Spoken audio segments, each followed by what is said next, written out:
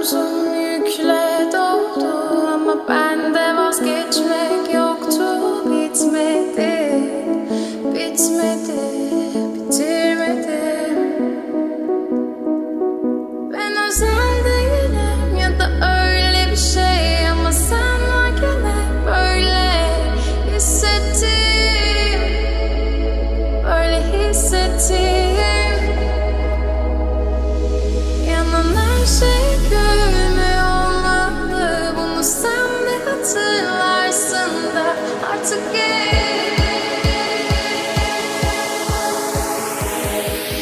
böyle hissettim.